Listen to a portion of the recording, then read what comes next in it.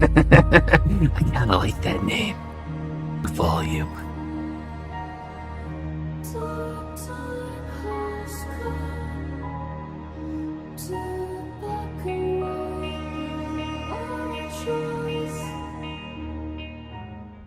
Hey, what is up, guys? Welcome to the channel. If you are new, be sure to hit the like button and subscribe for more Marvel Snap content. Now, today is going to be a bit different. We're going to do something that, I've been kind of thinking about doing and talking to other people in Discords, and they're like, you should totally do this. So we're going to do our best. We're going to try to do this in the best of our ability that we can. So, if you enjoy Marvel Snap, you might like this. So, we're going to be doing a tier list based off the most lore accurate characters in Marvel Snap. Now, there's so many good ones, it was kind of hard to make a top 10. But I think I narrowed it down, and I have a good idea to what I want to say for these characters and why they're top 10. So without further ado, let's go ahead and get into it. Alright guys, so number 1 on this list is going to be Gambit. There's only one thing missing on Gambit when it comes to like actual accuracy with this character in game, and it's his bow staff. Now, there are going to be card variants that show the bow staff, but he never actually uses his bow staff ever in the game. It's only his card. So the gameplay itself is 100% focused on his explosive cards. If he had the active ability or like something to do with his bow staff, or his bow staff was in some way added in, it would make it a lot more accurate. But for what Gambit is and what he's most known for, this is really, really good. So Gambit's number 1. Sitting at number 2, this is actually Harry Perry's choice when it comes to who should have been number 2 on the list. I asked him and he's like, Sentry. And I was like, you know what? Let me hear you out and why that is. And he gave me a good reason. I looked it up, did a lot of research, and I actually agree. So the only lore mismatch is that Sentry and the Void are technically the same person or body, where in Snap, they occupied 2 different spaces on the board. However, it actually works better to show how they pull at the world in opposite directions. So, therefore, this is really genius from the dev team. So, yeah, Sentry, he's number 2 easily. Coming in at number 3, the Infinauts. Yeah, this is... Harry Perry talked me into this one too. And I was like, you know what? I can see it, and it's kind of funny that it's so lower accurate. So...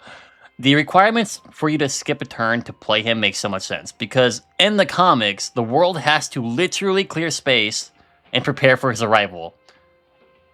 So, when it comes to just like the simplistic design of this card, skip a turn, play this card.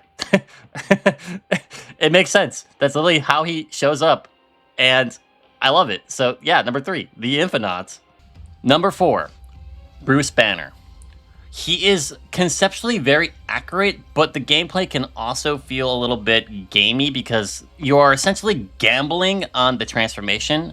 If he had an active skill ability to transform after being targeted by an enemy or like getting killed by an enemy, it would be closer to what Bruce Banner is.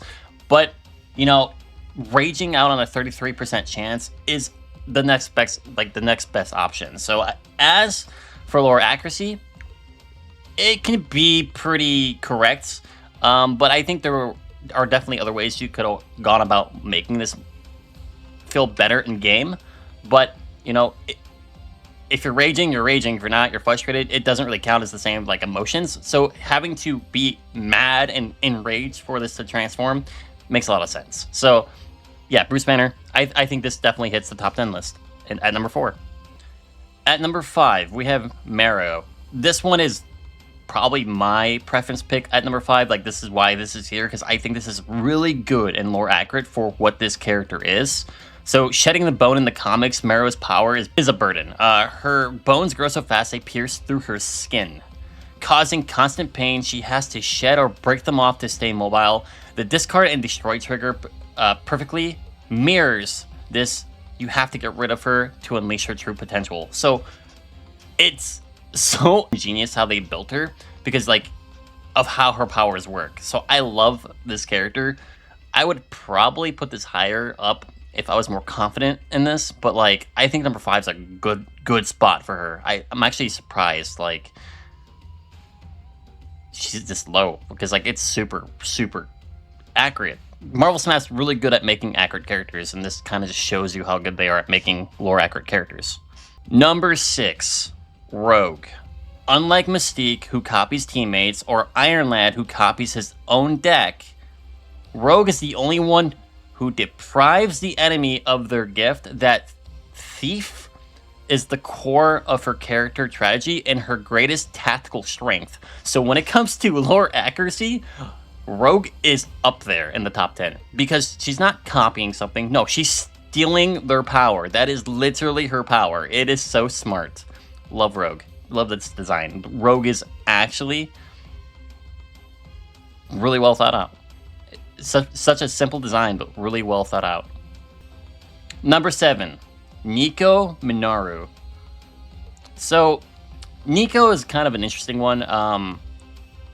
In the comics Runaway, Nico wields the Staff of One. Its primary role is both its strength and its curse. She can cast a spell that she imagines, but she can never cast the same spell twice. If she tries to repeat a word or an incantation, the staff produces a random, often dangerous, and unpredictable effect. So, it's pretty decent. I think lore accuracy-wise, it's pretty decent. I think the cycling, I'm not sure if it's 100% like, you will not, overlap a skill. I don't think that's the thing. I think it's just random, but it's pretty close to what it is. Like, what she's supposed to, do. Like, it's like, she can never use the same spell. Those turns represents the incantations, so it's pretty lore accurate.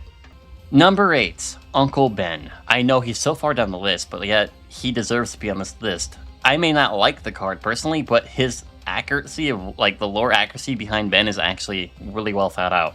So, in every Spider-Man origin story, Uncle Ben's death is the singular event that transforms Peter Parker from a selfish teenager with powers into the hero-driven responsibility of Spider-Man. So without Ben dying, there is no Spider-Man. So this makes so much sense. Sad, but accurate. Alright, so at number 9, we have Bullseye. Bullseye is almost a 10 out of 10 when it comes to accurate character. For the most part. So the only reason he isn't the perfect lore accurate character is that his power is strictly tied to his discard, while Bullseye is associated the most with his throwing of things. He's also a world-class martial artist, a marksman of a firearm.